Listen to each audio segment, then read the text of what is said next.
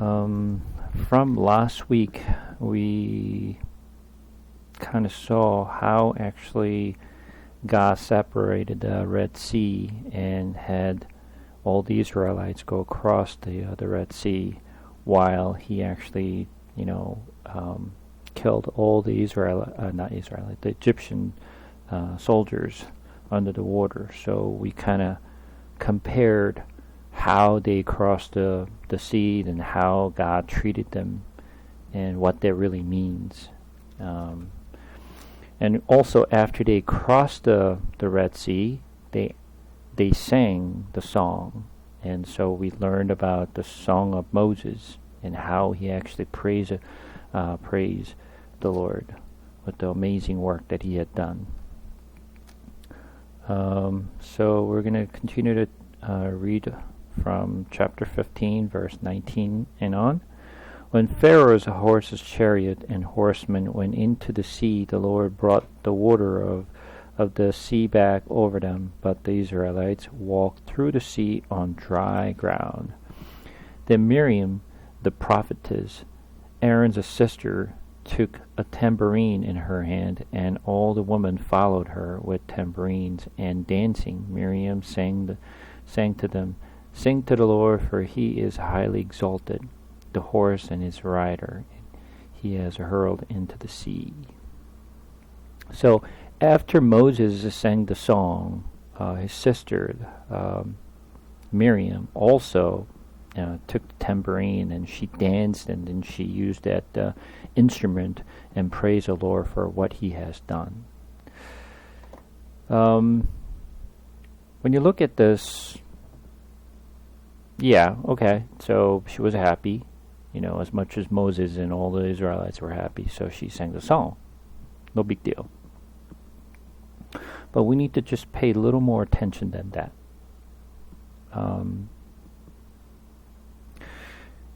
As they crossed the river, not river actually, as they crossed the sea, Moses sang the song, and the Miriam also sang the song. Now let's just look at the Miriam. Miriam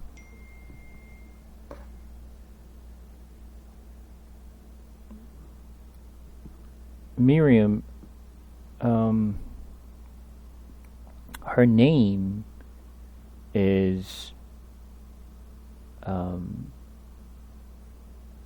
her name means it's bitterness. It's very, very bitter. So it always portrayed the bitterness. It means it's so painful, and it's so bitter that you can't eat anything. And it sometimes it portrays that you getting to the point where you can't you can't survive. It's like you're dying. So Miriam was with Moses.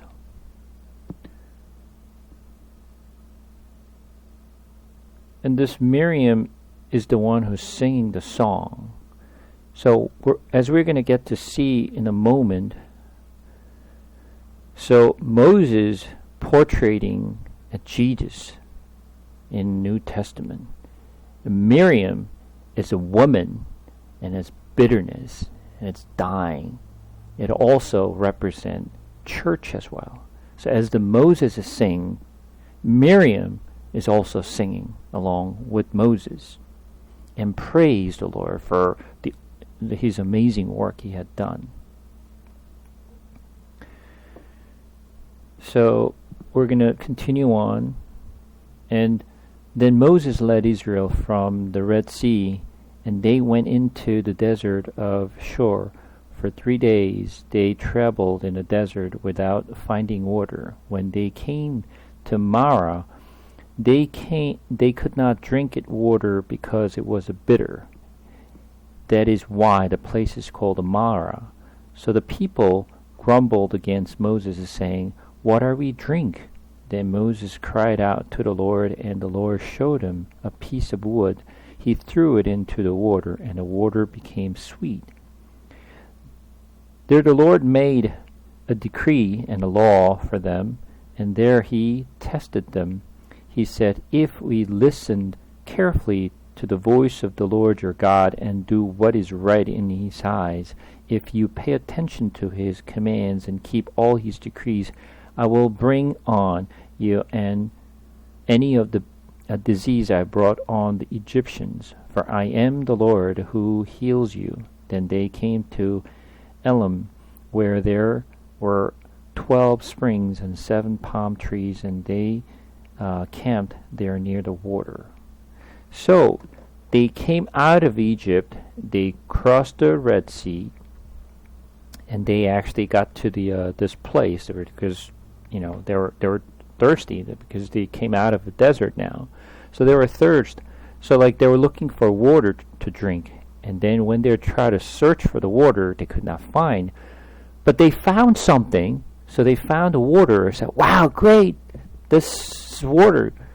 But what they found was the water they could not drink. Let's pay a little attention to this. So the water that they cannot drink, they want to drink, but they can't drink because it's so bitter. So they complain. I mean, what is this? You're supposed to give us something that we need, something to drink, but you're giving us a water, but you can't drink. It's like you're being teased. You're very thirsty, and you're like you need something to drink, but someone is giving you a water, but like water that you can't drink. Like it's like, don't give me this. Why you're giving me this? I rather not see this water. So they complained. But once again, when God brought Israelites and lead them to a Red Sea, God did not separate the water for them. The water was flowing just normal, and that's how it's supposed to be. God did not separate the water before they get there. But this time, God is doing very similar things. God gave them a water, but the water they can't drink. And what's the point then? Why are you doing this? And why can't you make things easier for us? Just separate the water, give us a water that we can drink. Why can't you make everything simple for us? Why are you making so difficult for us? What's the point? What's the point? Is God doing something? Or he's just like so, mean God that he just want to tease them and give them a hard time. But what is this? What is this God doing? In your opinion?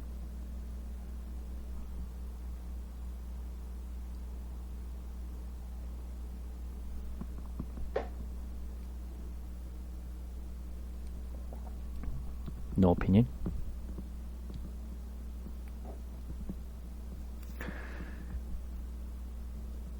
Now, in order for us to really understand what God is doing, we have to get back to Exodus chapter 6 again. Okay.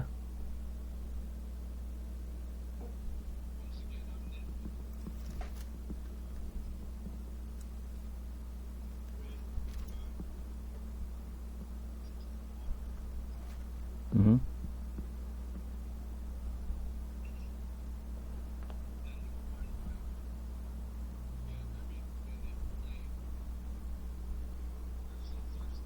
Mm-hmm. Mm-hmm.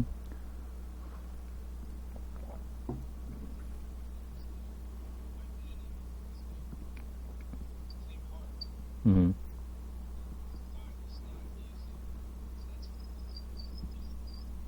Mm-hmm. Mm. Okay.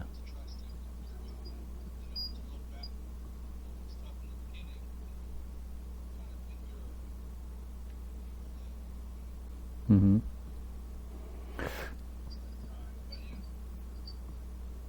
Yeah, my family recently went to Dubai for a week on vacation,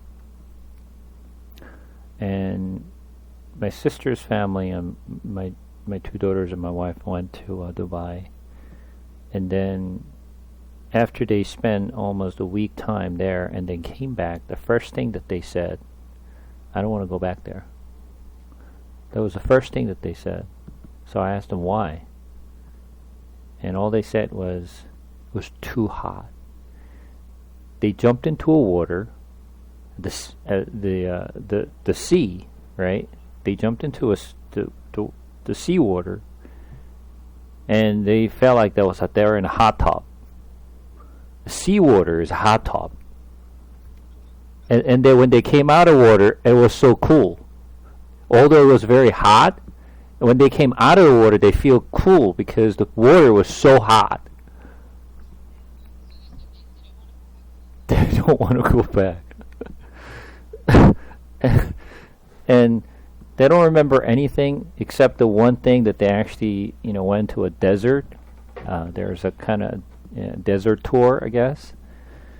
And they explained to me how hard it was because weather was so hot. And it was only a few hour, tour. It's not like they've been in desert for like a few days. And that's what they felt. So the first thing I said was, well, you have a good experience. Now I want you to think about how the Israelites lived in the desert for 40 years. Not few hours, 40 years, we don't live in a desert, right? So we don't feel, what they're feeling. We just could kind of imagine, but imagining is a little different than living it. So if we are going to, go into a desert for a few days without water, that will be really detrimental, You're going to a water with the very, very hot weather, but like no water. It's just, that will be very difficult. But let's go back to what God said in Exodus chapter 5.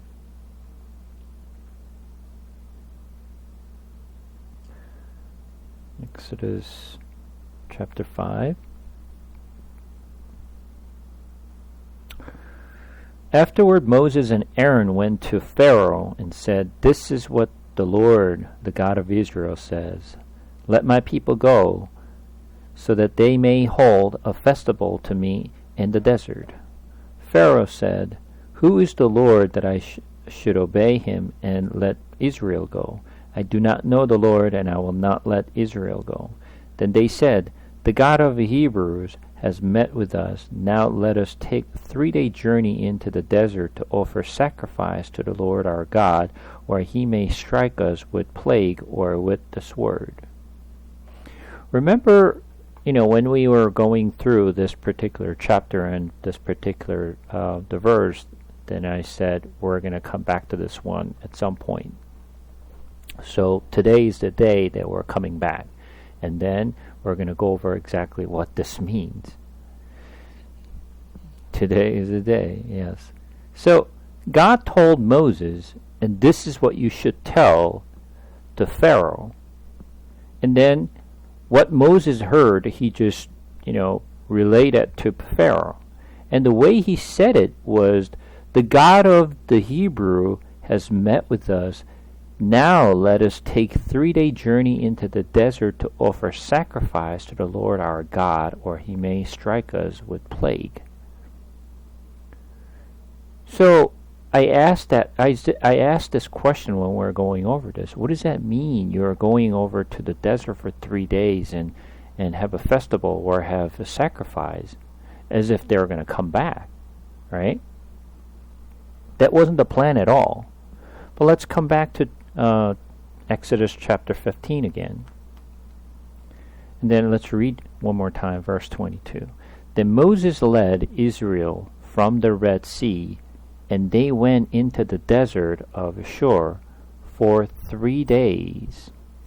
They traveled in the desert without finding water. So this is where they mention 3 days. So they now traveled to the desert for 3 days. And what they found was bitter water. This is what they found. Right? The water that they cannot drink. So, it's called a Mara. It was so bitter. And so they complained because they couldn't drink. So when they complained, verse 25, then Moses cried out to the Lord, and the Lord showed him a piece of wood. And he threw it into the water, and the water became sweet. So there is the water that they could not drink. It's a bitter water. And God showed him a stick of wood. Throw that stick, the wood, into the water. Then you'll be able to actually drink the water now. I get it. Now, you get some picture? No?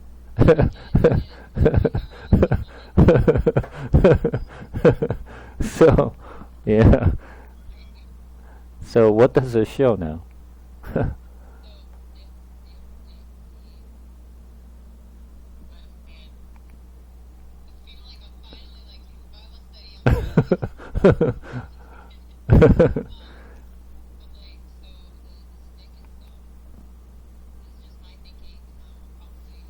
Mm. Mm.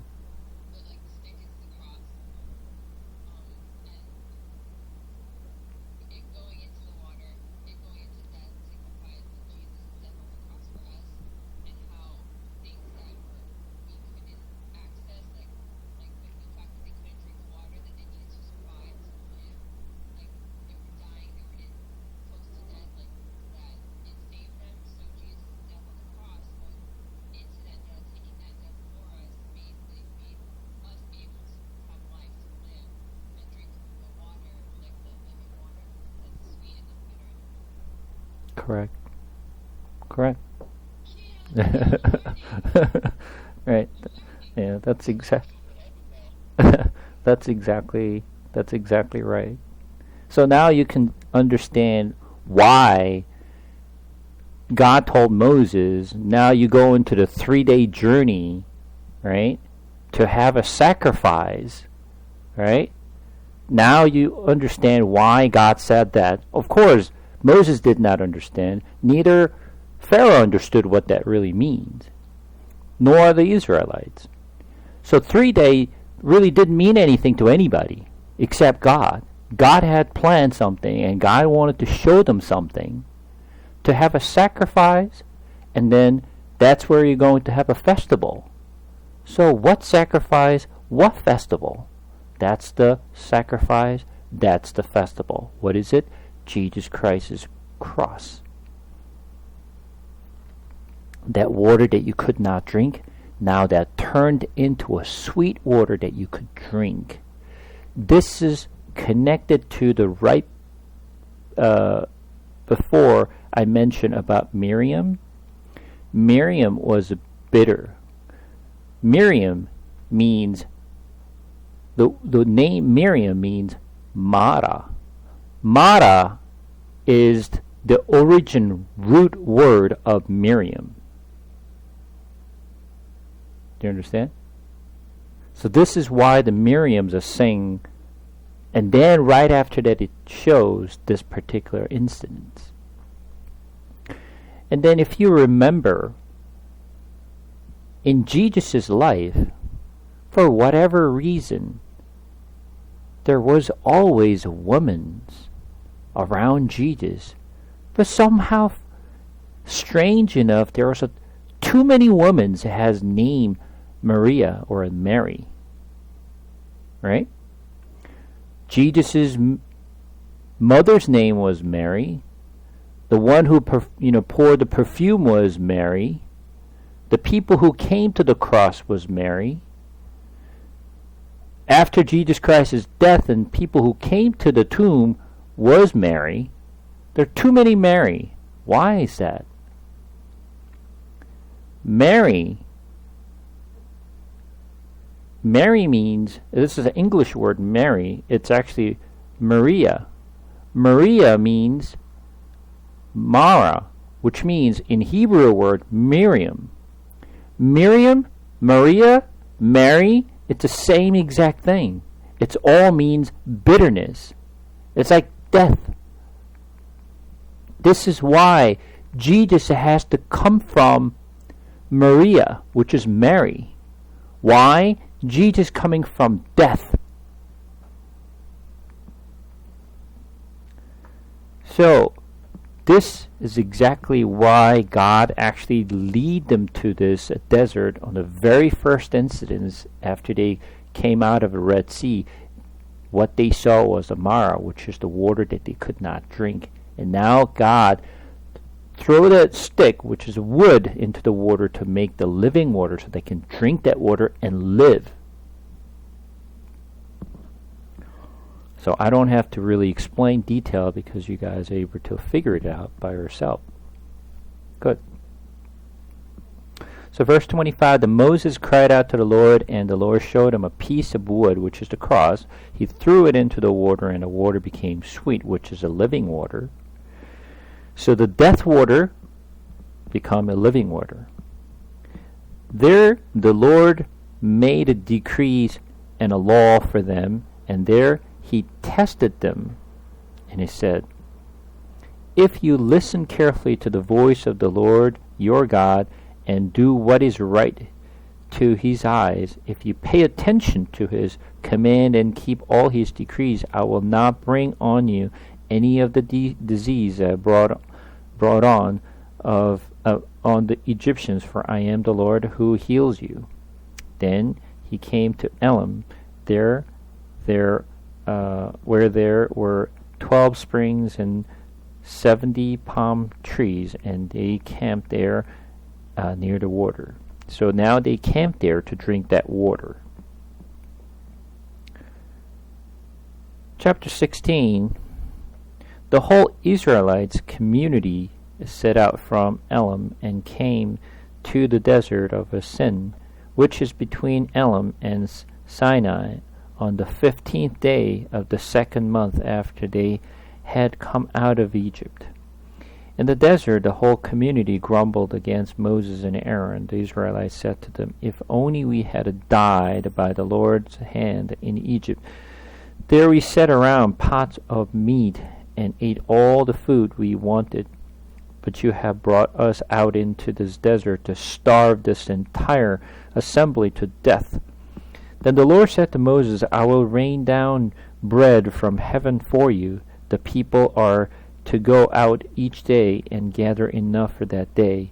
In this day I will test them, and I see whether they will follow my instructions. On the 6th day they are to prepare what they bring in, and that is to be twice as much as they gather on the other day. So Moses and Aaron said to all the Israelites, in the evening you will know that it was the Lord who brought you out of Egypt, and in the morning you will see the glory of the Lord, because he has heard your grumble against him.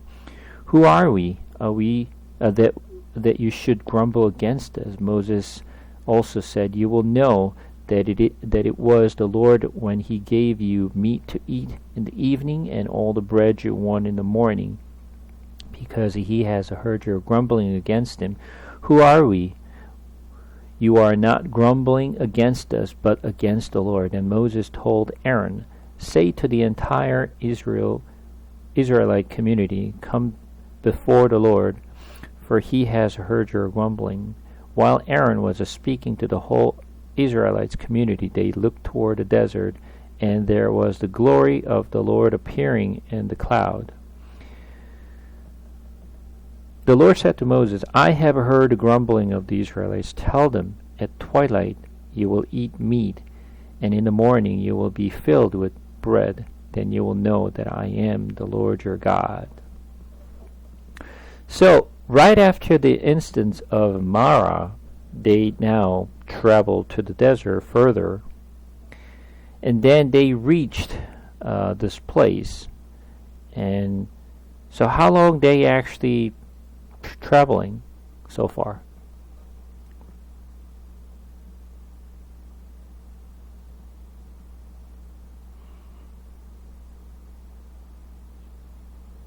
How long have they been traveling?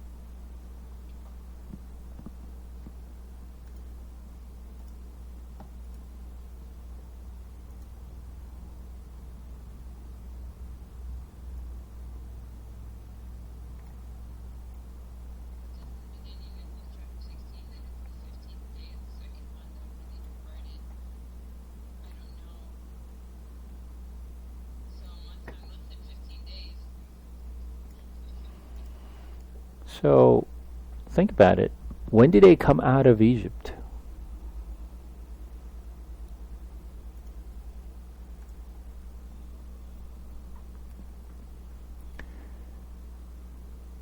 They came out of Egypt right after Passover. When is the Passover?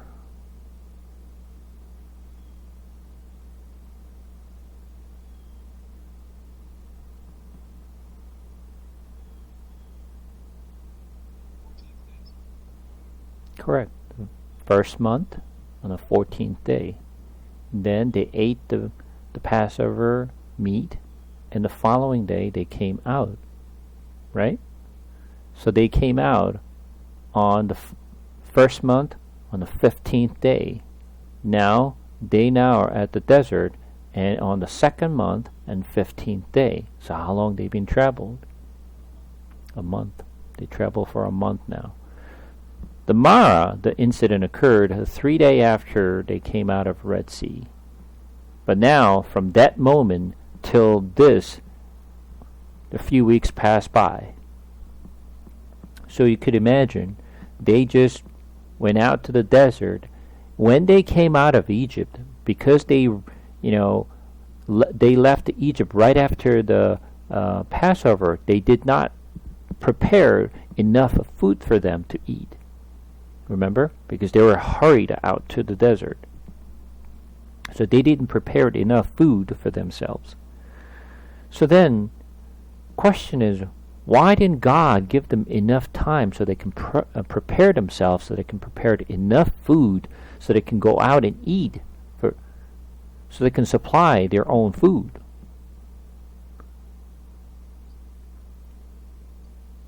Well, He's doing something. He's not letting them to prepare the food for them. God is pushing them out to desert without preparing enough food for them to eat. So like you've been driven out to the place where you can't survive without food, without water. You can't survive here. But God is pushing the Israelites out to their situations. And from our perspective, like, God, what are you doing? We need food. We need water. We need to prepare ourselves. We're going on a long journey here, but you have to give us time for us to prepare. But God does not give that chance for them to do anything. This is the kind of things that we face in our life. We want to have time. We want to prepare ourselves when God is pushing us to do certain things. But God is not giving us any chance for us to prepare our heart. God is not giving us anything to do anything. He's just pushing us out. Things that we don't understand. Like, it's very strange, how God works. But this is exactly what God did. And then when they came out of the desert for a month, they said, like, we got nothing to eat here. And then they start to complain and thinking about the food that they were eating when they were in Egypt. When they were in Egypt, they complained to God because the work was so hard for them. So they cried out to the Lord. That's why God heard their, complaint, and God decided to pull them out of Egypt. But when God pulled them out of Egypt, now they complain that they have no food.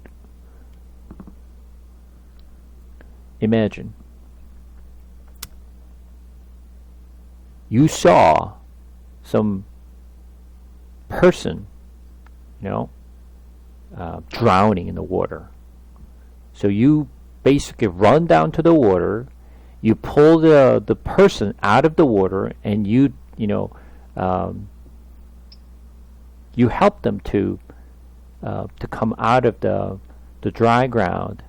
And the person who you just helped them to get them out of the water now complain is, where's my wallet? Did you take my wallet? And if you hear something like that, what would you do?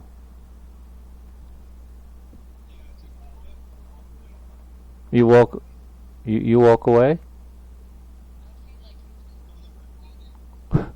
I'll probably throw them back into the water. Right? You feel like you throw them back in the water, right? It's like, why don't you just help yourself, one?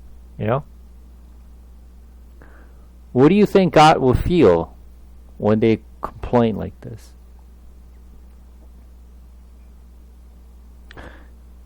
As I mentioned several times as we were doing the Bible sharing, you have to feel what God is feeling. If you don't feel anything, then you're not reading it right. You must be able to feel what He's feeling. You have to see His pain. You have to see His heart. Painful heart. You have to feel that. We may not be able to feel the same thing, but we have to at least try to feel His heart. His heart is so painful, it's broken. It's like, I helped you to come out because you wanted to be saved. So I saved you. Now you complain that you don't have a food to eat. And then you're telling me that I'm dragging you out here to kill you? Is that really what God did? No, that's not what God did. But at least for them, that's how they felt. Now, I want you to put that in your situations. Do you think you would be different?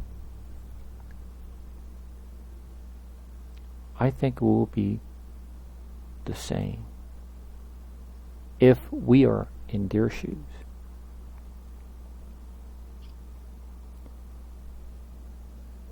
We always complain the things that we don't have. We don't remember what God had done for us, but we always remember what God does not do for me. And right at the moment is all we think about. And then we complain, how come you're not giving me what I want? God always tries to provide the things that we need, but we don't remember. Always we complain about the things that we don't. And to say, you're taking us to the desert and you're killing us. And then verse 4 said, I will rain down bread from heaven for you. The people ate to go out each day and gather enough for the day. In this way I will test them and see whether they will follow my instructions. Now, when you actually read this particular things or the verse, does it kind of reminds you of something?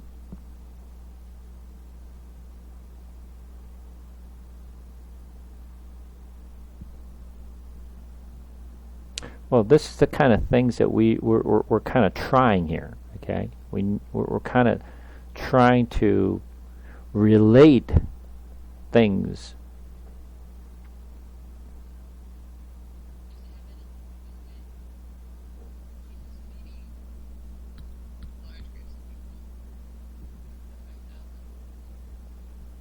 It does. It does. It definitely does. But before we get to that, eventually we'll get to that, but let's get a little bit more closer. Before we get to that is definitely linked to this one, but before we get to that, let's think about something else. Let's get to Matthew chapter 6.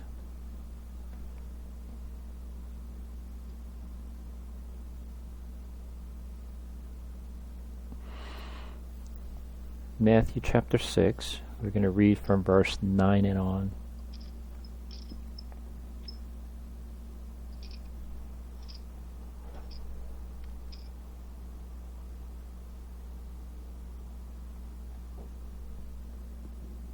Ready? This then is how you should pray. Our Father in heaven, hallowed be your name. Your kingdom comes. Your will be done on earth as it is in heaven. Give us today our daily bread. Forgive us our debt as we also have forgiven our debtor. And lead us not into temptation, but deliver us from the evil one. This is what Jesus taught his disciples how to pray. And when he was teaching his disciples how to pray, he says something here. He said, "Give us today our daily bread." As we actually learned his prayer, this is kind of things that we think about. Wait a second. Okay, Lord, I got that. But how about this one? Give us the bread that I can eat forever until I die. How about that? Rather than give me a daily bread, maybe you should just prepare a bread that I can eat until I die. I just put it in my barn, and I will just continue to take the bread as they go by. I'll just get that bread.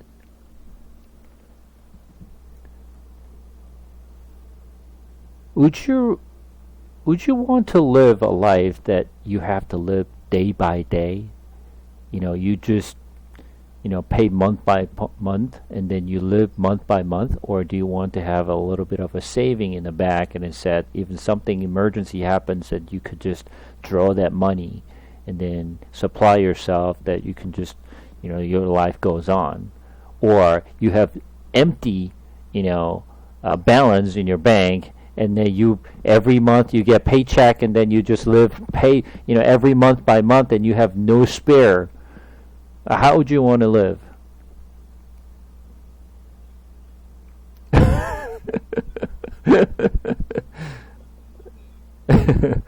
You just want to, save it as much as you can. So any emergency that happens, you're fully prepared, right? That's the kind of life that you want to have, right? But in reality, most of the people in America, people do not have $1,000 balance in their bank. Most of people live month to month. Paycheck by paycheck is how most of America live. Right?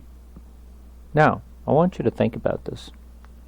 If you're going to pray to the Lord, how do you want to pray to the Lord?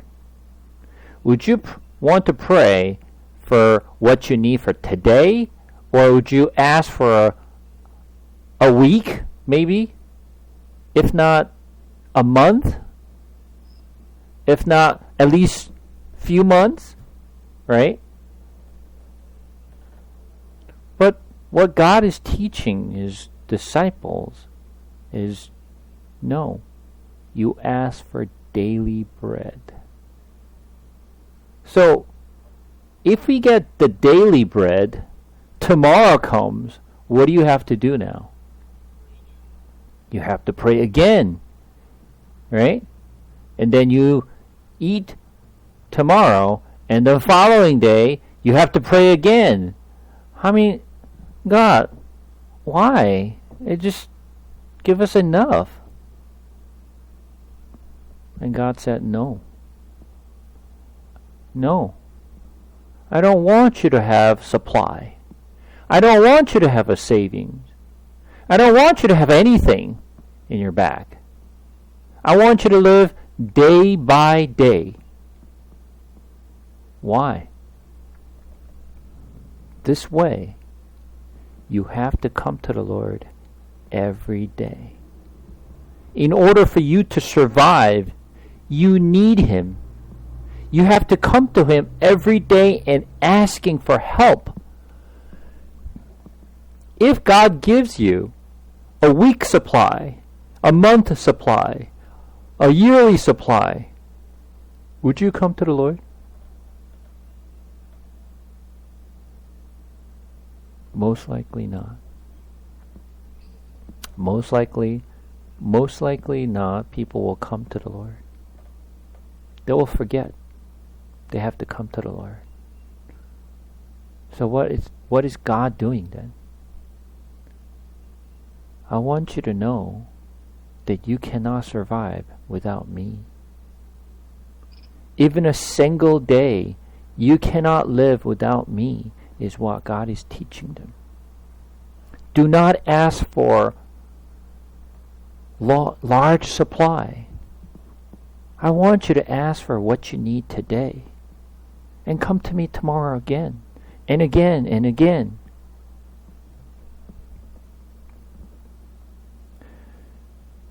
But now, what God is asking, I will give you the supply. So God gave the food to Israelite in the desert daily basis. This is what God said, going back to Exodus again. Chapter 16, verse 4 again. I'll read again. Then the Lord said to Moses, I will rain down bread from heaven for you. The people are to go out each day and gather enough for that day. Each day. It's a daily bread, right? So then you may say, like, okay, so we need bread, so we're going to come to the Lord. We ask for bread every day so that we can eat, so we can survive. But now, God supplied that bread throughout 40 years of a desert life. God did not skip a single day. God supplied their food every single day. Now, when they did that, they were able to survive. Now, God said at the end, I will test them and see whether they will follow my instructions. What does that mean? What is He testing then?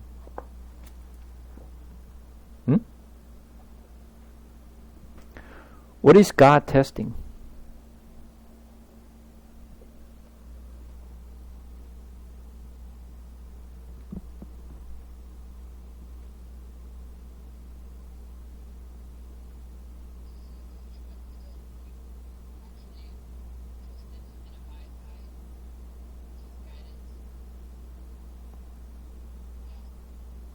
Whether they...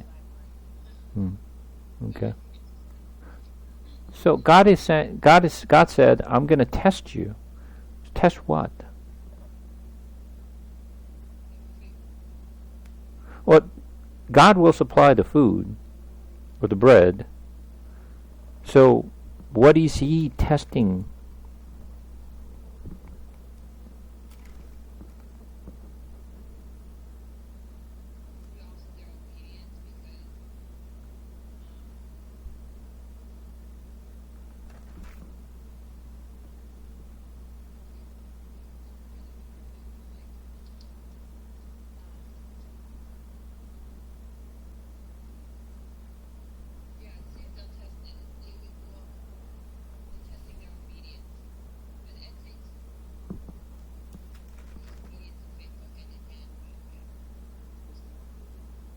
So, when you look at when you look at chapter 16, verse 20, we're going to read this. However, some of them paid no attention to Moses. They kept part of it until morning, but it was full of maggots and began to smell. So Moses was angry with them. So what are they doing?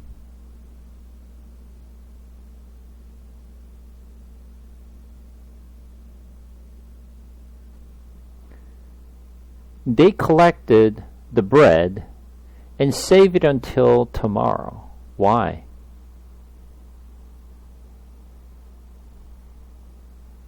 So they can eat tomorrow.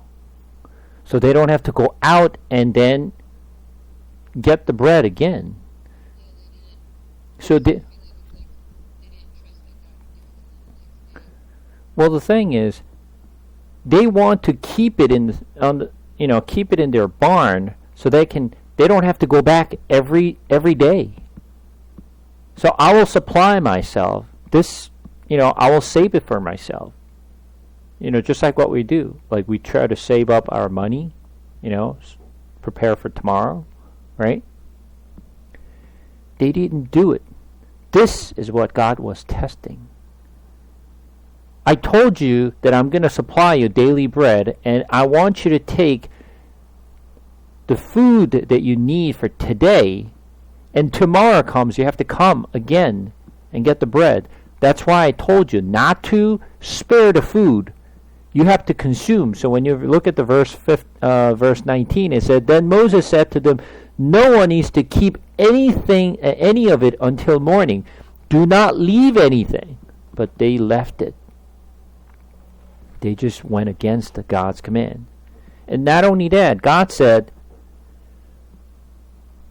I will supply you little more bread on the 6th day so that you can rest on 7th day.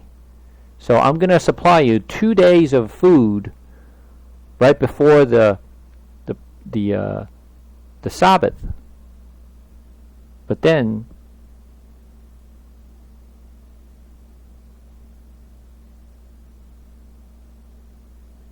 let's take a look at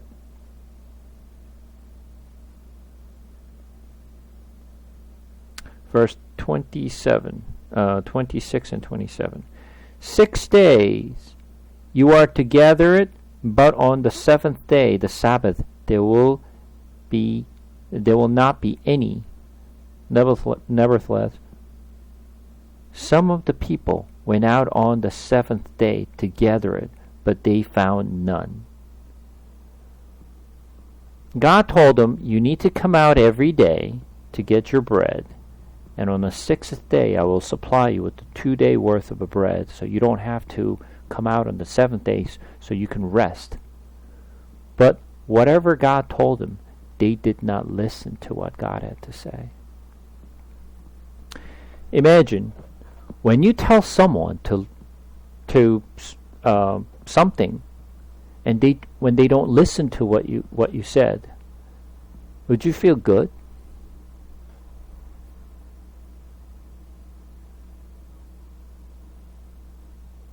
If they don't listen to you, then you don't want to talk to them, right? That's exactly how God feels.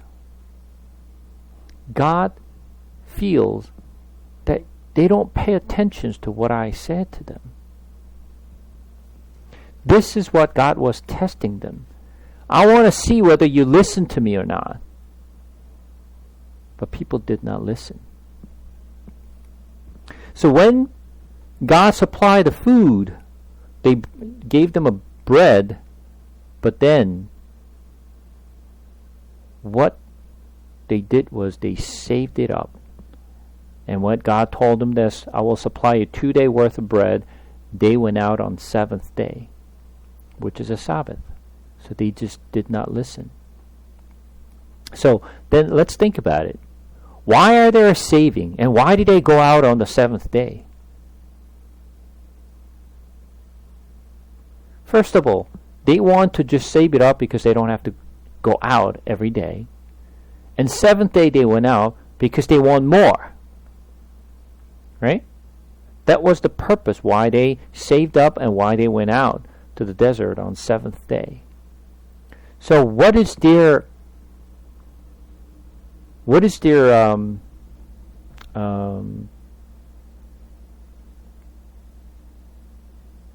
not so much of a reason, but what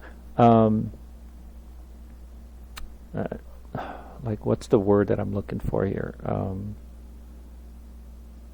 Their main purpose, their main purpose for doing this is just their focus is about the bread. Their focus is not about God's command. Their focus is on what I'm going to eat today is what their focus is, right? They care about what they want to eat. This is the whole purpose. Now, let's go to John, which is exactly this, things we talked about before. John chapter 6.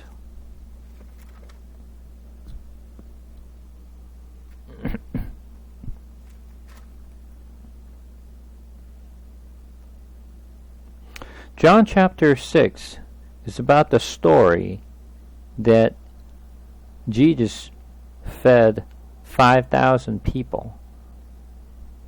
Well, we kind of talked about this one, right? Last week? That he went out to one place, and then across the other place, right? So he went out to the solitary place, and I mentioned that solitary place was in Greek word eremos. Eremos means desert, right? So he fed the 5,000 people. And then when we look at the verse 25 and on, when they found him on the other side of the lake, so that means they follow Jesus from that place over to the other side. They follow Jesus. And they asked him, Rabbi, when did you get here?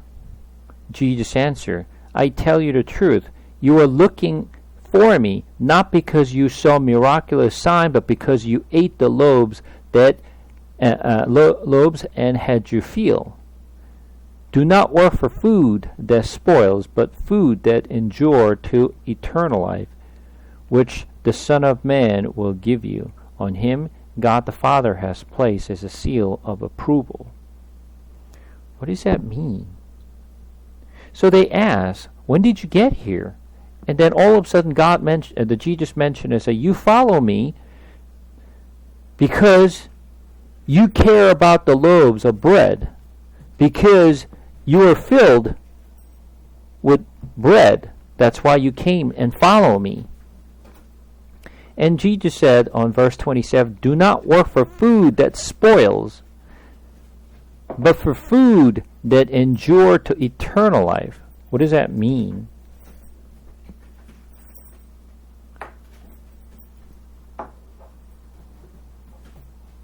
It just, what does it have to do with them following Jesus?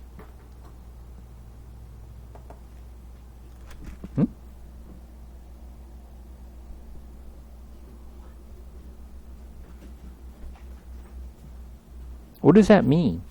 What does it have to do with Jesus actually mentioning this to the people who followed him? This is very important. Verse 27. Pay attention. Do not work for food that spoils, but food that endure to eternal life, which the Son of Man will give you.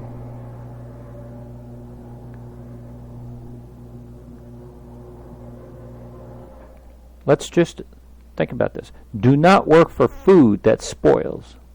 Why did they come? Why did they follow Jesus? Because the bread that they ate yesterday. Right?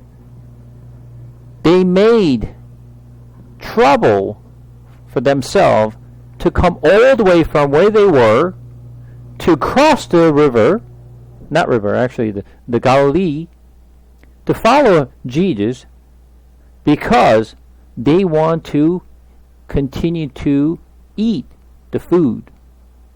So if Jesus continues to supply them food, they don't have to work. Jesus will give us the food. We don't have to work. Nice. I don't have to work, but I get food. That's what they follow. And Jesus is warning them. Do not work for food that spoils you, but rather food that endure to eternal life. What is that? The food that endure life. What is that? The Son of Man. The Son of Man. Right? That's what he said. The food that endure to eternal life, which the Son of Man will give you. So, he's going to give you something, right? And then, on him, God the Father has placed as a seal of approval. Then they asked him, what must we do to do the work God requires? Jesus answered, the work of God is this. Oh, here it comes. Work of God is this, to believe in the one he has sent. To believe in the one he has sent. So, what is he saying? The work of God is not you go out, do something. You save other people, you help out other people, you spend money on people. No, that's not the God's work. The God's work is to believe in Jesus is the God's work. Don't try to do anything else, but believe in the Lord. Believe in Jesus Christ is the work that I'm requiring you to do. But you have no interest in Jesus, but you came to me for the food is all you care about, and that's all you came about. So, they asked him, what miraculous sign then will you give that we may see and believe you? Wait a second. God feed 5,000 people yesterday, and that's why you follow Jesus. And now you're telling me to show you another miraculous sign?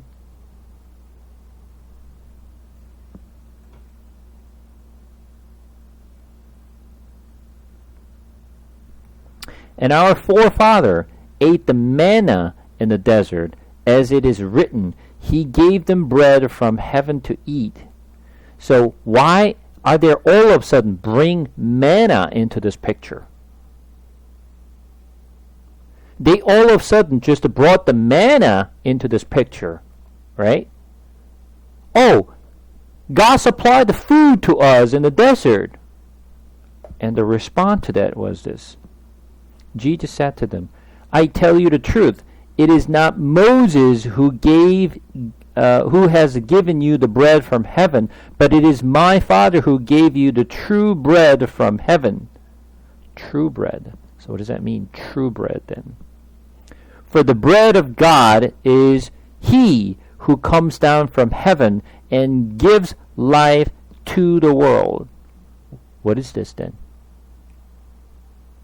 It is Jesus. When you look at the verse 48 and on, I am the bread of life. Your forefathers ate the manna in the desert, yet they died. But here is the bread that comes down from heaven, which a man may eat and not die. I am the living bread that came down from heaven. If anyone eats of this bread, he will live forever. This bread is my flesh, which I will give you for the life of the world. So now, it is clear. The manna that they ate is what? Is it Jesus? You have to eat. This is why Jesus, before he was crucified on the cross, the day before, Jesus had a dinner, the Last Supper, with his disciples, and he broke the bread, and it said, take this. This is my flesh. When you eat this, now you will be part of me. You must eat this bread, right? This is what Jesus was saying. Manna was representing Jesus.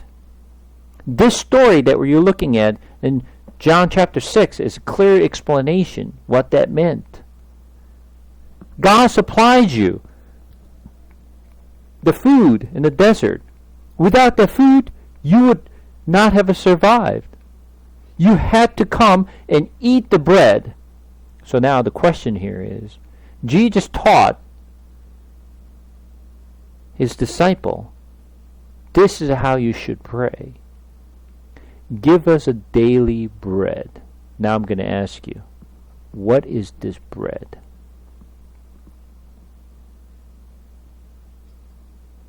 It's a Jesus. Now what is most people think about this bread?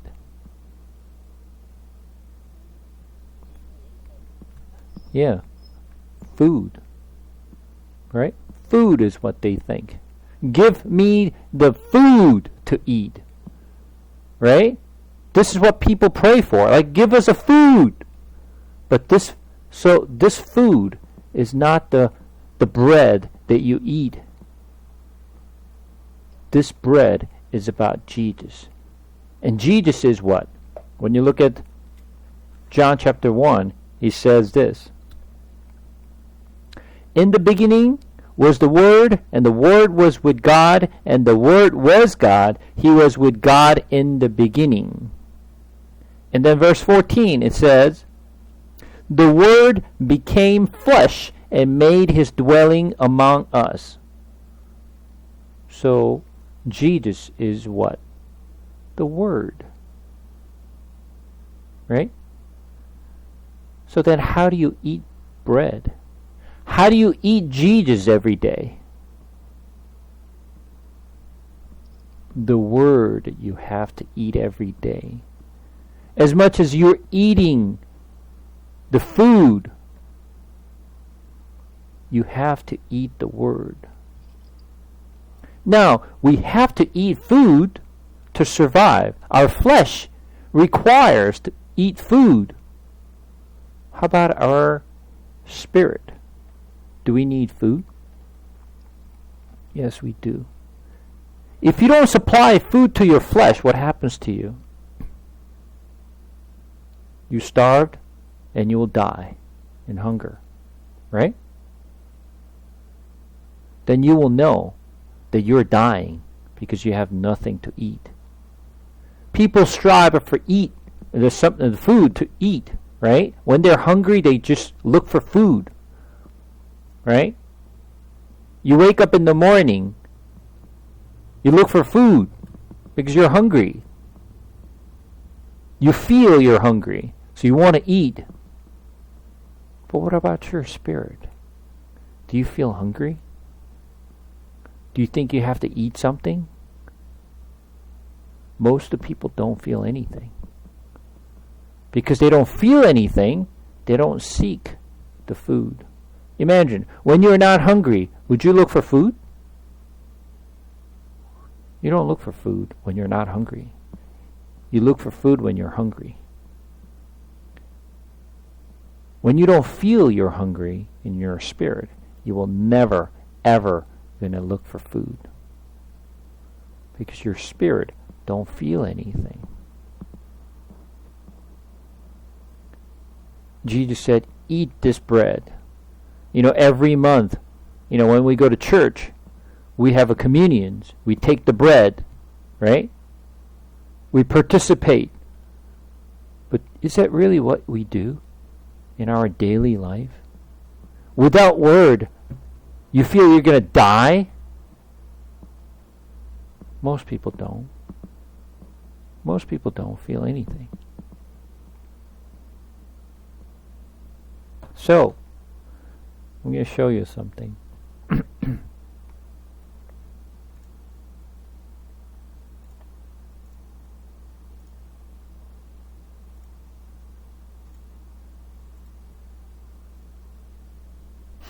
You see the screen? You may say like, what is this? Right? What is this? It's like, you want me to just like read this? No. Can we read this together? Alright. So, this, when we look at Matthew chapter 6, verse 11.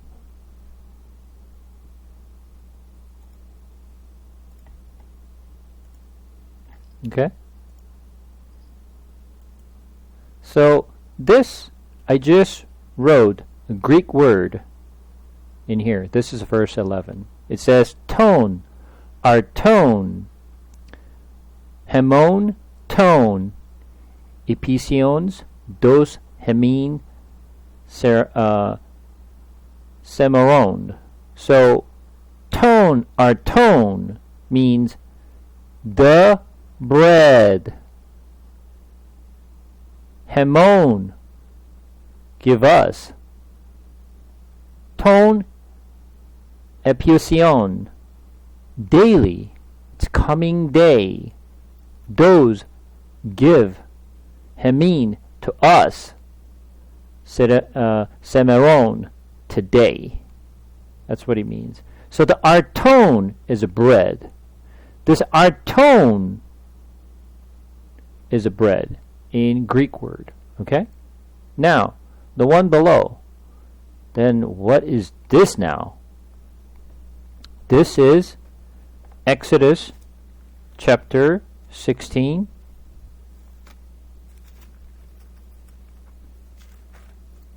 Exodus chapter 16, verse 4. I just wrote this in Hebrew. In Hebrew, a word reads right to left. It says, Vayomer, he said, Yehovah, the Lord said, El Moshe, to Moses, Hini, behold. Memter, it said, I will rain down. Lakem lehem. Lakem lehem is I will send you the bread. Min hashamayim, from the heaven. So let's think about it. God said, the Lord said to Moses, I will rain down bread from heaven for you. So this bread is this. Lehem. Lakem lehem is I will bring down bread. So our tone in Greek word is the same as the Hebrew word lehem. Now, I want you to remember this. On Christmas Day, we celebrate the birth of Jesus Christ. Where was Jesus Christ was born? Bethlehem. Lehem. You know what that means? Bethlehem. Beit Lehem. What's a bait?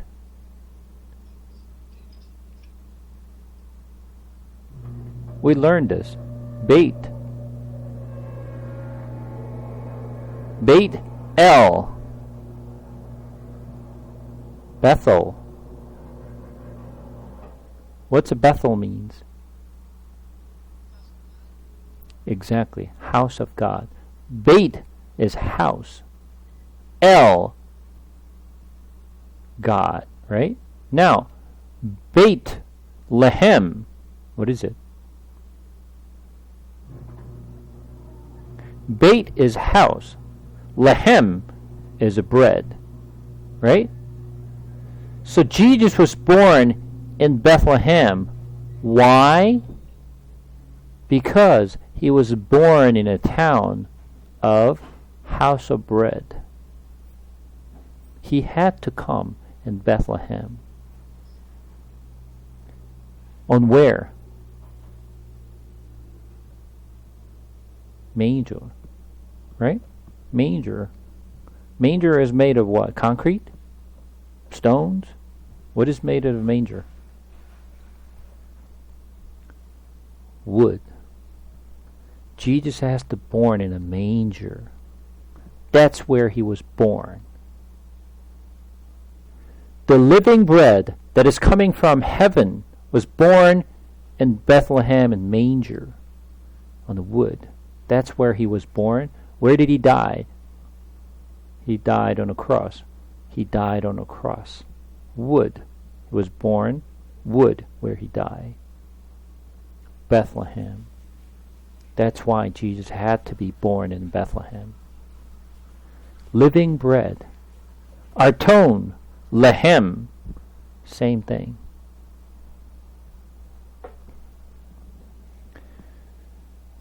So Jesus wanted to give this bread to everyone for them to live every day.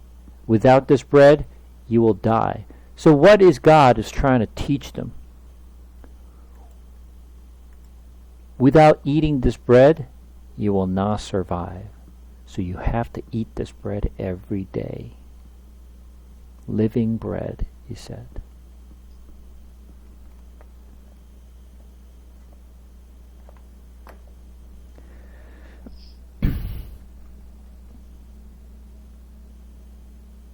Verse 12 in Exodus chapter 16. I have heard the grumbling of the Israelites. Tell them, at twilight you will eat meat, and in the morning you will be filled with bread. Then you will know that I am the Lord your God. So when they see the bread is coming down from heaven, then you will know what? You will know that I am the Lord. When you eat the bread, you will know that I am the Lord. When you eat the bread, when you see this bread. Verse 13, that evening quail came and covered the camp, and in the morning there was a layer of dew around the camp.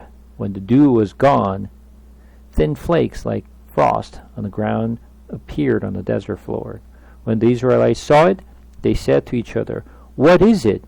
For they did not know what it was. Moses said to them, it is the bread the Lord has given you to eat.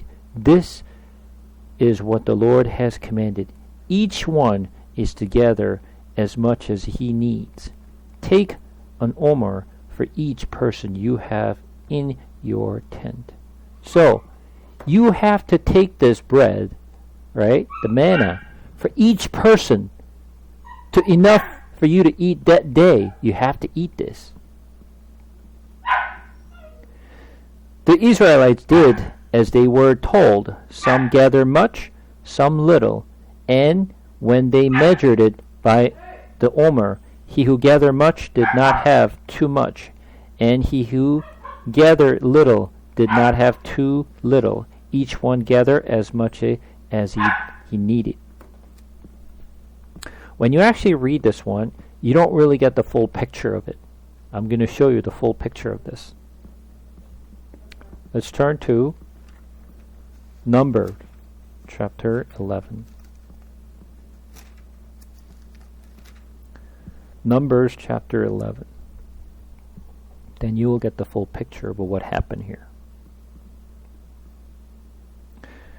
Numbers chapter 11, we're going to read from verse 4. The rabble with them began to crave other food, and again the Israelites started wailing and said, wait a second, what is this? The rabble with them? Who's a rabble with them?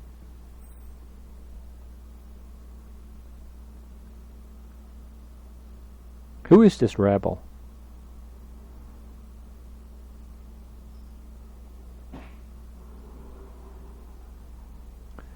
This is the people who came out of Egypt with Israelites. They're not Israelites. Right? They're not Israelites. The rebel with them began to crave other food. And again, the Israelites started wailing and said, so where did this started from? This wailing, this complaint, where did it come from? Where did it start from? This people who came out of Egypt, non-Israelites, they're the one who caused this complaint and wailing. And then it spread out like a virus to Israelites, and they started to complain again. We remember the fish we ate in Egypt at no cost. Also the cucumber, melons, leeks, onions, and garlic. But now we have lost our appetite. We never see anything but this manna. They're complaining. So they're saying, wait a second. You know, I've eaten this kimchi so long. I mean, like, I'm sick of it now. Give me something else. Right?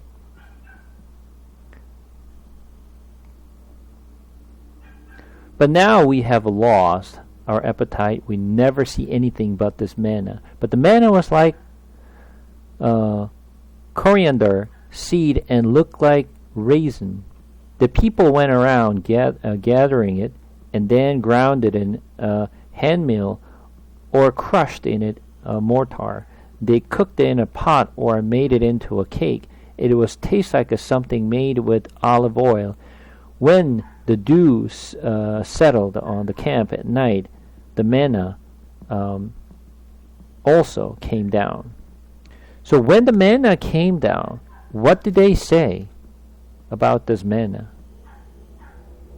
When you turn to Exodus chapter 16 again, we're going to take a look at something here. Exodus chapter 16 verse 31 says this. The people of Israel called the bread manna. It was white like coriander seed and tasted like wafer made with honey. Like, when they saw the manna for the first time, they said, wow, it's like wafer with honey. This is good. You know, when you go to like IHOP in the morning and like orange juice with wafer with the a maple syrup over it, like good.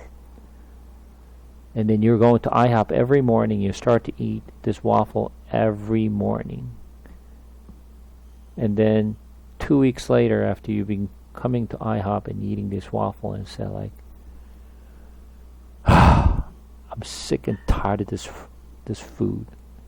Give me something else. That's exactly what is happening. When they saw it for the first time, and it says, good. But later they started to complain. It's like, I can't eat this crap. Come back to Numbers again.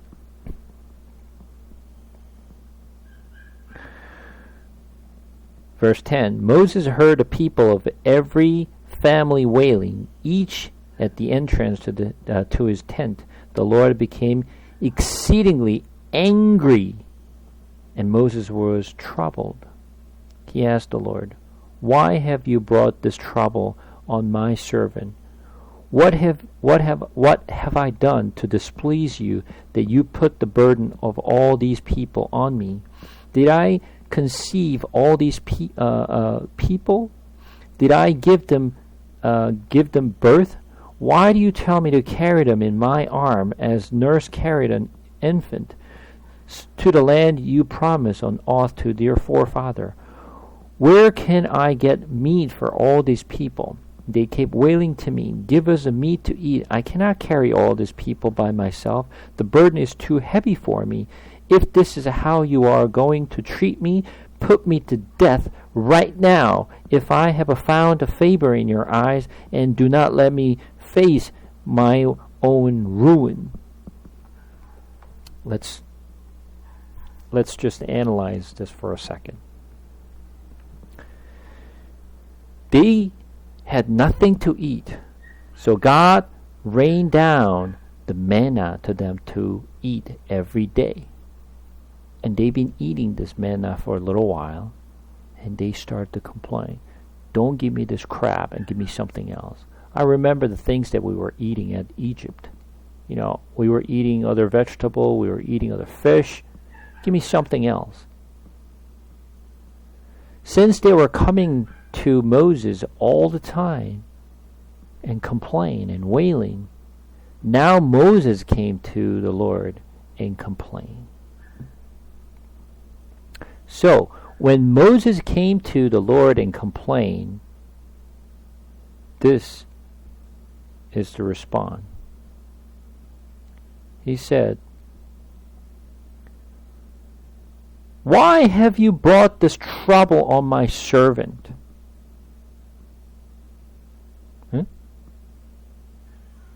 So what is he saying? Why are you doing this to me? Did I bore these people? They're not my children. Why are you giving me all this trouble to lead your people? It's your people, not my people. What do they have to do with me? You put me in charge. You forced me to do all this. But now what? You're making all this trouble to me. Where am I going to find this food to feed them? Now, I want you to think about this for a moment. Before this happened, verse 10, Moses heard people of every family wailing, each at the entrance to his tent. The Lord became exceedingly angry. This is the key word. When they kept wailing and complained to the Lord, and when they keep coming to Moses' place, God was exceedingly angry at this. Right?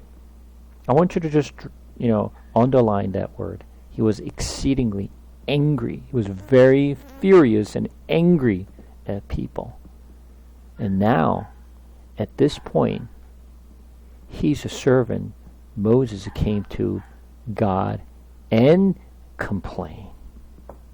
Now, I want you to think about this situation for a moment. When the people of Israel, they were complaining to Moses, God was angry at them. Now, who is Moses? God's most servant, right? God used him to send the plague to Egypt, and God demonstrated all this miraculous sign through Moses, right? And now Moses is coming to God and complain on top of Israel.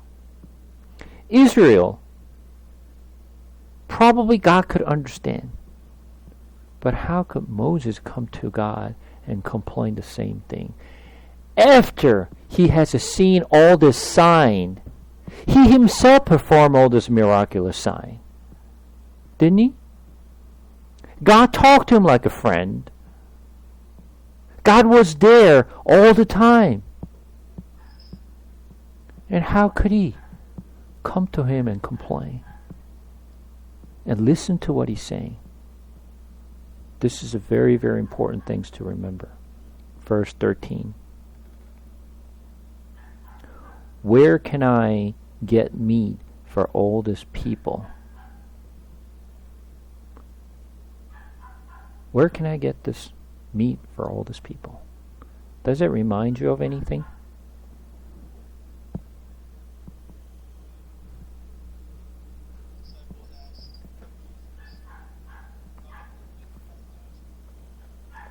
Do you remember Jesus asked to who?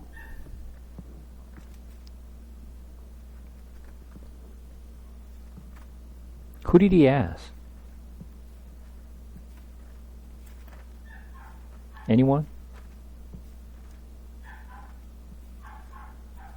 That's a pop quiz. No, it was not a Peter. You can cheat by looking at the Bible. Find out who he asked.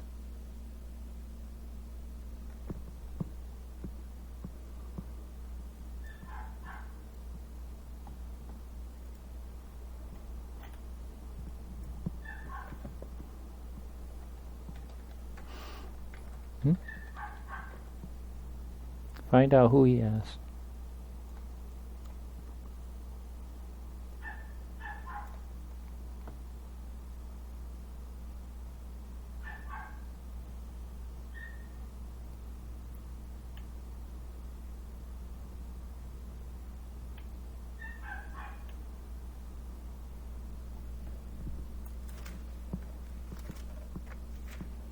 Now, come on.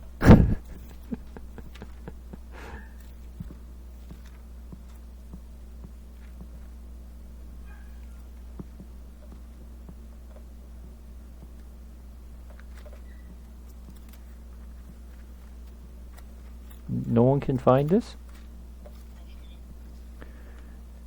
Who did Jesus ask this to feed this 5,000 people?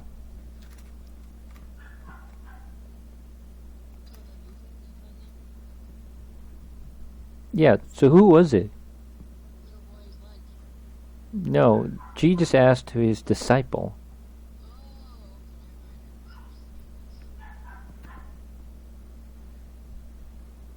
Which disciple was that?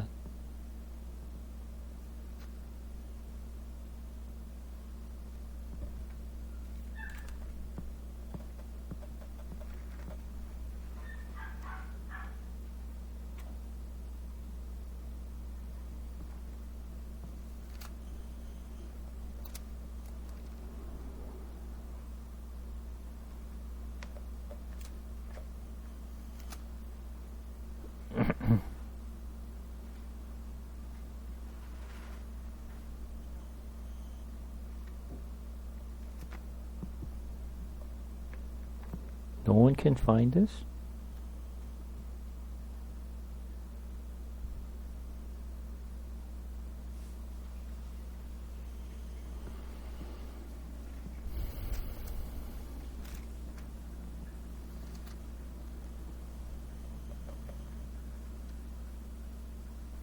Let's take a look at the Matthew chapter 14.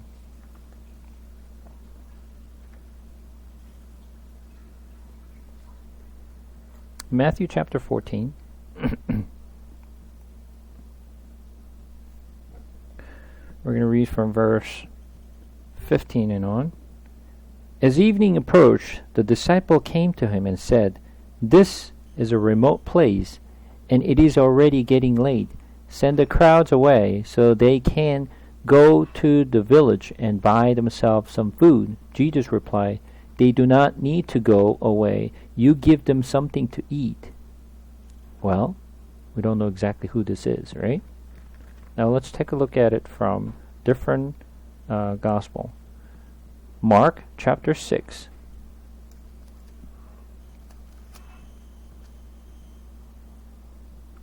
We're going to read from verse 36. Mark chapter 6, verse 36 and on. Send the people away so they can go to the surrounding countryside and village and buy themselves something to eat. But he answered, "You gave them something to eat." So we still don't know who this person is.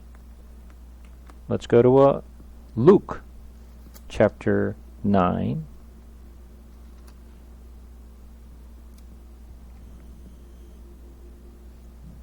We're going to read from verse 12 and on. Late in the afternoon, the 12 came to him and said, "Send the crowd away so they can go to the surrounding village and country yard and find some food and lodging, because we are in the remote place here." He replied, "You give them something to eat."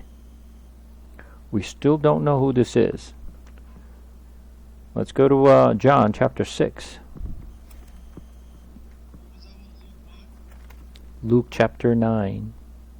We read it from verse 13. And now go to John chapter 6. verse 5 and on. Then Jesus looked up and saw a great crowd coming toward him. He said to Philip, "Where shall we buy bread for these people to eat?" He asked this only to test him, for he already had in mind what he was going to do. So who did he speak to? Philip. He asked to Philip. Now, the question is that important? Whether he asked to John, he asked of Peter's, he asked to someone else? Well, Philip might have actually happened to sit right next to Jesus, and he happened to ask this question, didn't he? He had no luck. He just happened to be he had a bad luck that he just stood beside Jesus. That's why he was, telling Jesus, and right, he was tested, right? Like, dang, No. Jesus asked this specifically to Philip for a reason. Then the question is, what's the reason? Right? Reason is John chapter 1.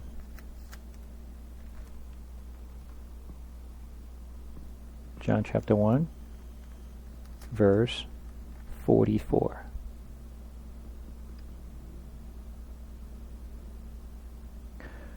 Philip, like Andrew and Peter, was from the town of Bethsaida. Where are they? They're at Bethsaida.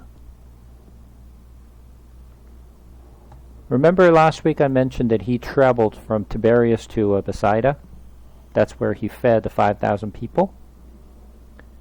And Philip was born and grew up there in the town. Okay? So he knows this town very well because that's where he grew up. He knows this town very well. So he asked, Jesus asked to Philip specifically to this question when he asked. When you go back to John chapter 6, he said, when Jesus looked up and saw a great crowd coming toward him, he said to Philip, "Where shall we buy bread for these people to eat?" Jesus asked, where should we buy the bread to eat? Why did Jesus ask to Philip for this specific question? Because Philip knows this town very well.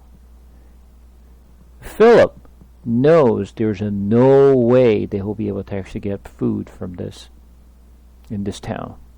He grew up there. He knows every people around this town. There is no way to get food for these 5,000 people. And imagine, okay? I don't know about your town, but in my town, there's no way that we can get bread for 5,000 people now. Can you find a place where you can find 5,000 bread?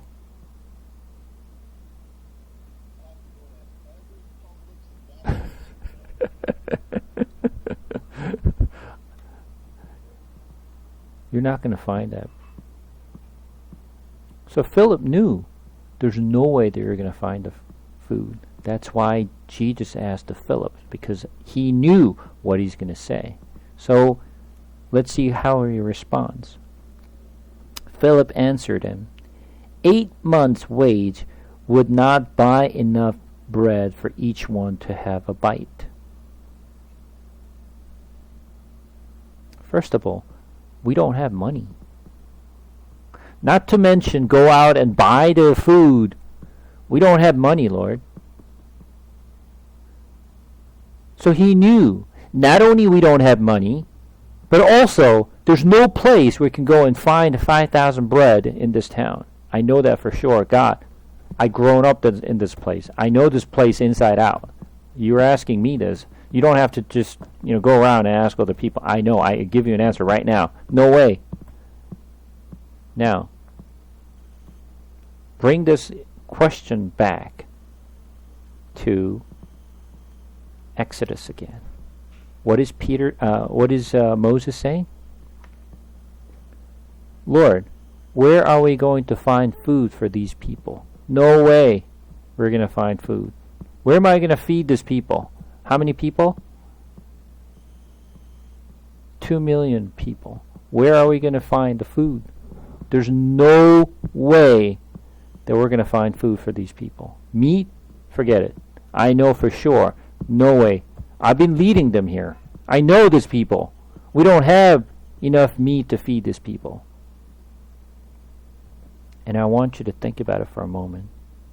At that moment, God is already angry at people. And now Moses is coming to him and complain, where am I going to find this food?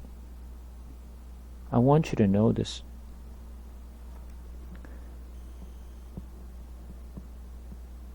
We don't know about the Israelites, but we know God had shown Moses miraculous signs and displayed everyone who he is, what kind of power he has, and he is the Lord, that he can do everything and anything he wants. But now Moses is coming to him and he said, "Hi, Lord, you may be Lord, you may be God, but you can't do this. It's just impossible." And at that point, if you were the God, how would you feel?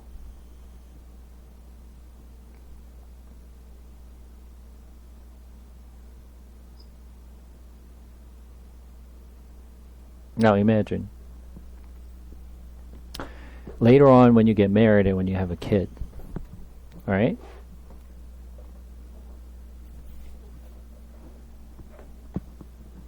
And your kid is coming to you and said, "Dad, Mom, I want to go to the school, but it's just kind of expensive. I know there's no way that you're going to actually have money to support me to go to school, so I'm going to go to my neighbor and I'm going to ask for some money so that I can go to school." And if your son comes to you and saying something like that, how would you respond to that?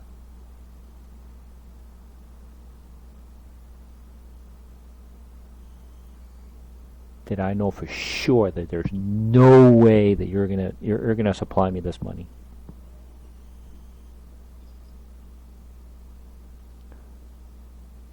But I can find the money from my neighbor.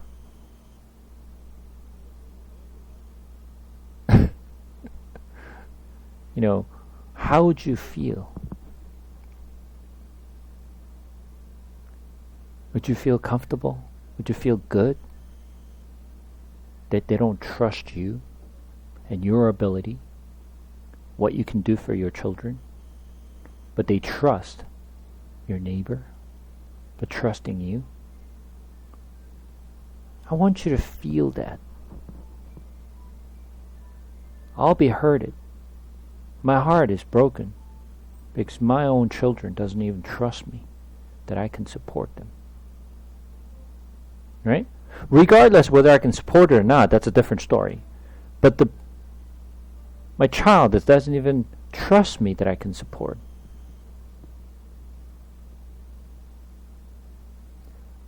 You have to feel exactly how God feels at this point. He was angry at Israel. Now Moses, how could you come to me and say something like this?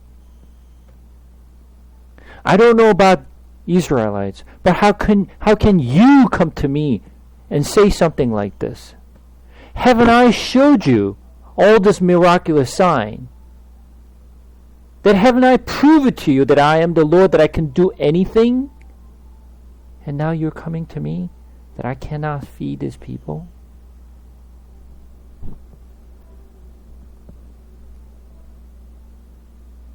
Let's come back to chapter 16. I mean, not 16, the Numbers chapter 11. And then he's complaining that since I can't handle this, kill me, Lord. I'd rather die. Whenever I see what he's saying, sometimes I feel like I just kind of imagine myself like, what would I have done if I were the God?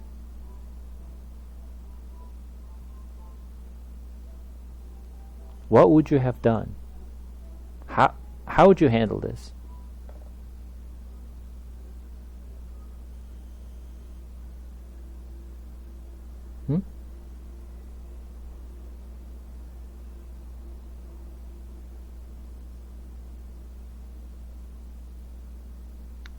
It's like I don't want to do anything with you anymore.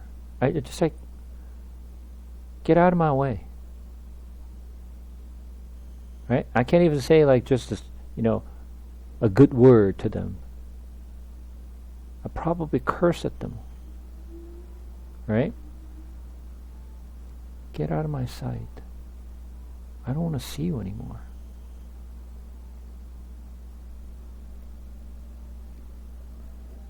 But that's not what God is doing. He's still being patient.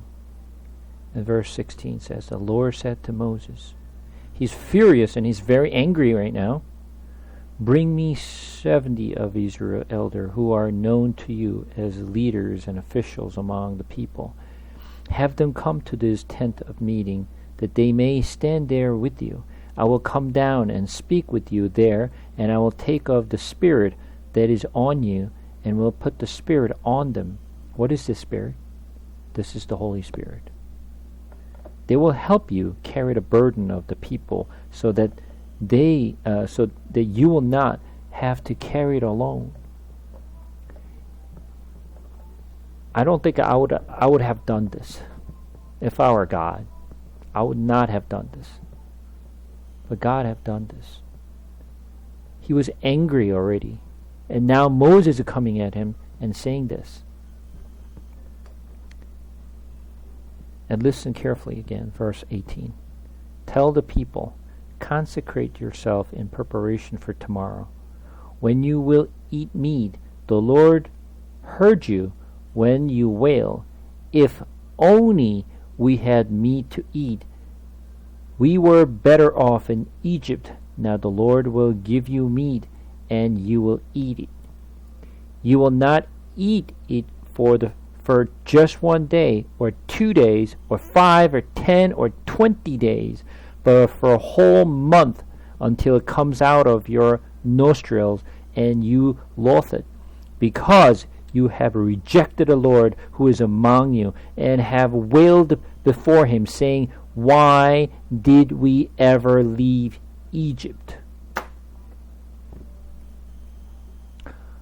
I really need you to feel his heart and listening to what they're saying to the Lord.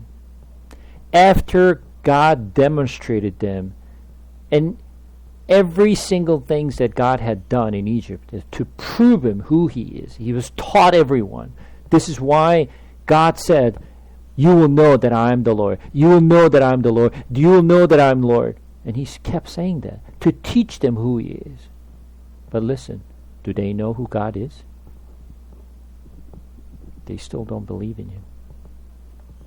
They still don't believe in him.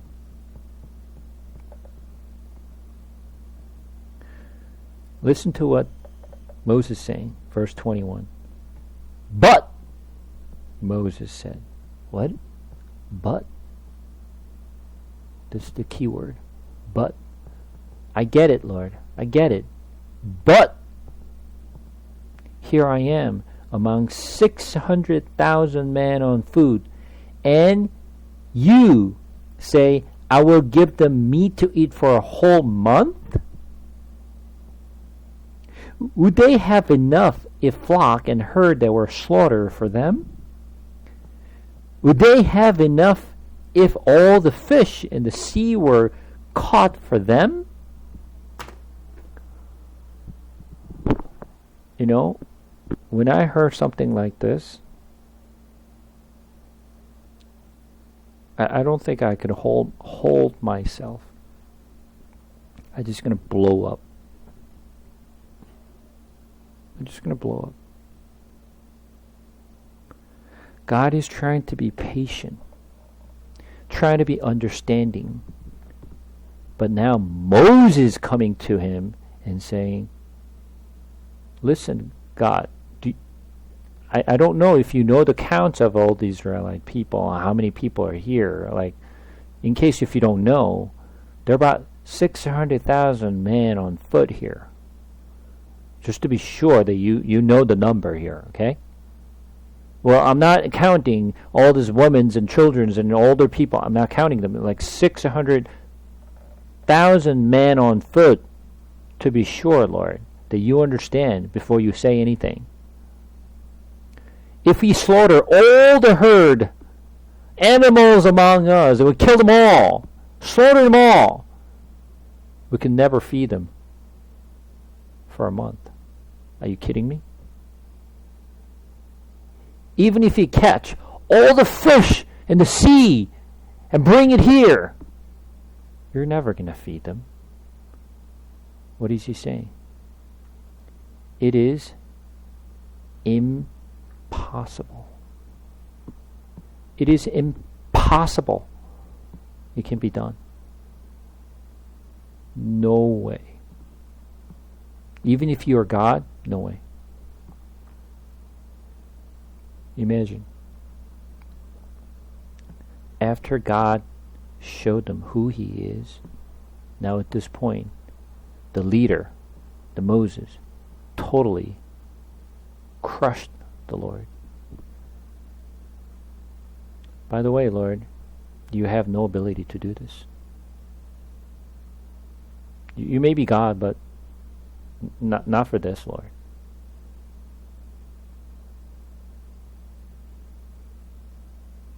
Now God is a completely downgraded, and his ability has been like crushed, as if he can't do anything. Useless God, helpless God, can't do anything. Now, at this point, I want you to feel how he feels. God is hurt so deep. He was just didn't know what to say. Look at this verse 23. This is keyword. After he was hurted so much. Verse 23. The Lord answered Moses, is the Lord's arm too short? That's the only word he could have said. Is my arm too short that I cannot help you? This is just a one word he was able to spit out. He was just speechless, and he just didn't know what to say. Have you come to a situation at some point when you're actually having some conversations or having an argument with someone, like the other person just make you speechless and you just completely lost the word? I don't know what to say anymore. Have you ever come to that, situation at all? God is in that exact moment.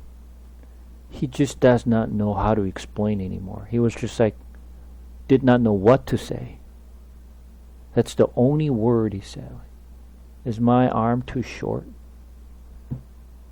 That one word says it all for what he wanted to say.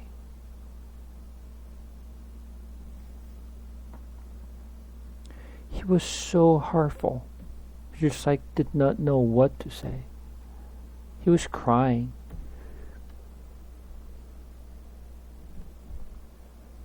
I don't know.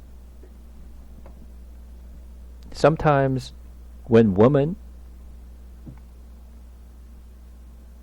fights with someone and then the other person makes you speechless, what they do is just cry. They just cry. They don't know how to react to this situations. They just don't know what to say. cry. This is the exact moment. That's how God feels.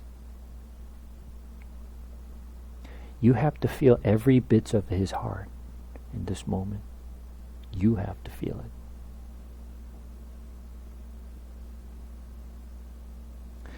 And he said, you will now see whether or not that I say will come true for you. Watch that I can do this. Watch.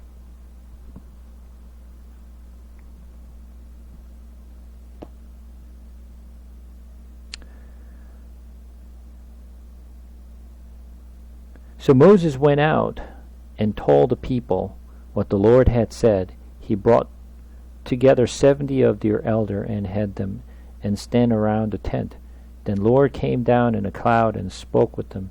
And he took the Spirit that was on him, the Holy Spirit, and put the Spirit on the 70 elders. When the Spirit rested on them, they prophesied, but they did not do so again. Remember I told you about the Holy Spirit's inner being, outer beings, and being touched? This is what? Inner being or outer being? It's outer being. It's on them, not in them. Right? On them. However, 2 men whose name were Eldad and Medad had remained in the camp. They were listed among the elder, but did not go out to the tent, yet the Spirit rested on them, and they prophesied in the camp. A young man ran and told Moses, Eldad and Medad are prophesying in the camp. Joshua son of Nun, who had been Moses' aide since youth, broke up and said, Moses, my lord, stop them. But Moses replied, are you jealous for my sake? I wish that all the Lord people were prophets, and that the Lord would put his Spirit on them. Is that what he did later? Yes, that's what he did. Then Moses, an elder of Israel, returned to camp. Now a wind went out from the Lord and drove quail in from the sea. It brought them down all around the camp to about 3 feet above the ground, as far as the day's walk in the directions. All that day and night and all the next day by the people went out and gathered quail. No one gathered less than 10 homers. Now, I want you to imagine this one for a moment. Okay? I want you to just kind of visualize this. Okay? How many people are in the desert right now? About 2 million people. And I want you to imagine, you look up on the sky, right? There are 2 million quails on the sky. I want you to visualize it. Can you imagine 2 million quails on the sky? Now, I want you to think about it. How big is the quail, by the way? Very small. Very small. The quail is very small. It's a little bigger than a sparrow. Quail is small. Now, if you eat that quail, one quail, do you think you're going to be, enough?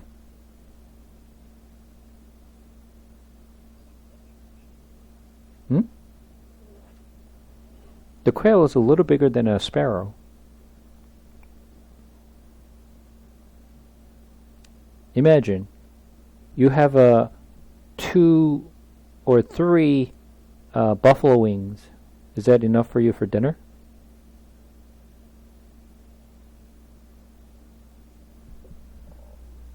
Now, if you want to feel like you're like, I had a good meal. If you eat steak, how big is your steak? You normally just kind of fill you up. What's the size of a steak that you normally eat? 8 ounces? 8 ounce, 10 ounce? Right? Now, in order for people to eat this quail, one is not enough. Okay? They need to eat few of them. Now, if you eat one quail per person, that's a 2 million. If you eat 2 quail per person, is what? 4 million. If you eat 3 quails per person, 6 million, right? I want you to imagine, what does the sky will look like?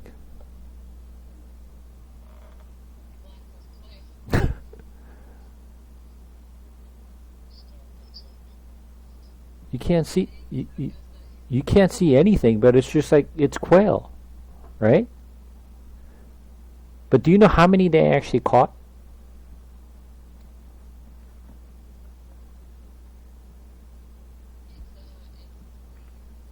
$20?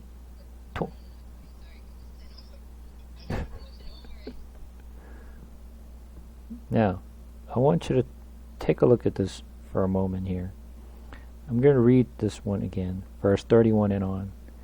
Now a wind went out from the Lord and drove quail in from the sea. It brought them down all around the camp to about 3 feet above the ground, as far as the day walk in any directions, all that day and night, and all the next day the people went out and gathered quail. Now, I want you to think about it. If you caught one quail, would it take all day, all night, and the following day, all night? Yeah? Just to catch one quail? No, you don't have to catch. You just like, there's so many, like, you just like, you swing with the, like, your, like, towels, and you're going to get grabbed, you get, tons of them.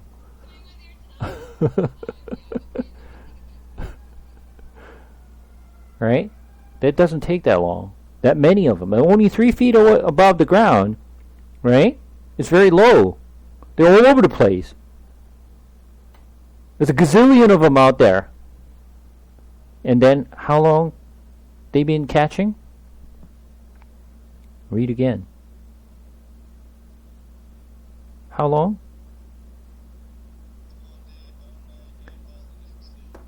All day, all night, and all the next day, the people went out and gathered quail.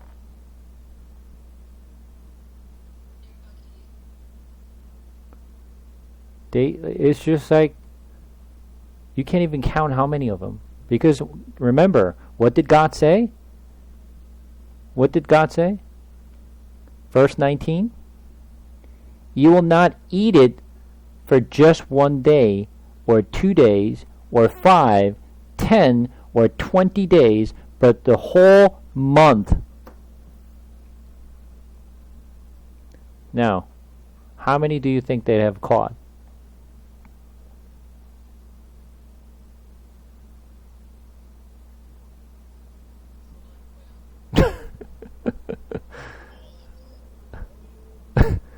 Now can you imagine how many quail were there?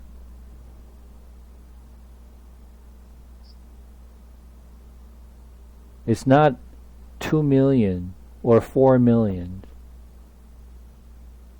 It's countless. It's just, you can't see anything but quails.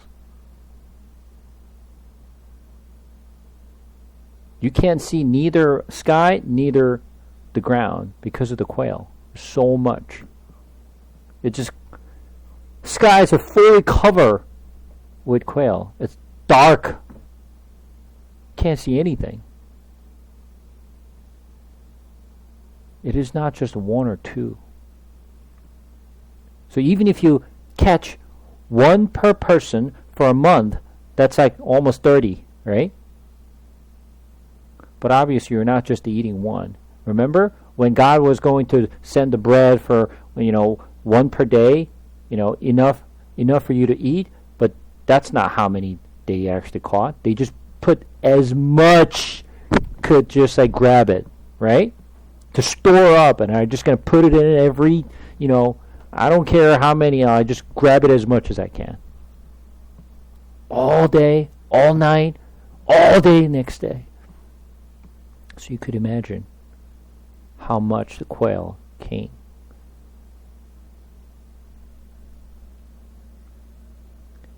And then, look at the verse 32 again. All that day and the night and all the next day, the people went out and gathered quail. No one gathered less than 10 homers. Then they spread them out all around the camp. But while the meat was still between their teeth, and before it could be consumed, the anger of the Lord burned against the people, and they struck them with severe plague. They could not even finishing very first the quail. The meat was still sticking in their between their teeth. God struck them and killed them. Imagine. I want you to go back. When they were catching all this quail, when Moses saw this enormous amount of a quail that he never seen in his life, in desert, right? In desert. When people are catching this quail, do you think they ever thought about God? How painful he is? How angry he is? Do you think they ever thought about God? What do you think they were busy with? Catching quail is all they were thinking about. They don't care. They don't care whether God is, crying, whether God is painful, whether God is... Who cares? Quail! Ah! Food! That's all they care. Nobody cares about God. Doesn't matter whether God is hurt or not. He's crying. And there's tearing off from his eyes. Watching them. He's watching them. Nobody cares. All they care about quail. This is exactly what is happening today. Nobody cares whether God is hurt or not. Nobody cares about him. It's about me, my food. It's how I'm going to live month to month. It's about me. Nothing to do about you. You take care of yourself. You are God, so you can take care of yourself. But I'm not God, so you need to supply me something. No one cares. You have to cry this. You have to cry over when you read this, if you truly feel it. Because if you're in this situation, you will cry. Alone and lonely. God is lonely right now. Nobody looks at him. Nobody cares about him. Nobody cares about his awesomeness, his love, his care. It's all about me. What I eat. Meat.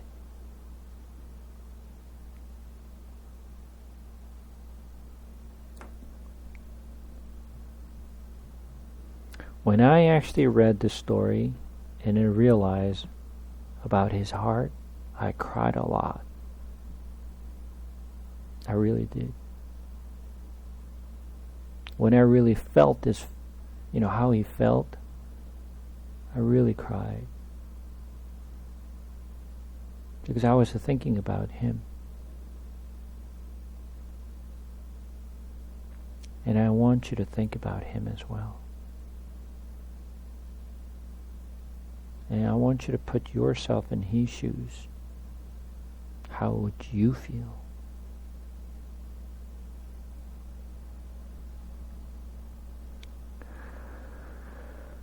Alright, I will continue to go over a little more on this story next week. Any question?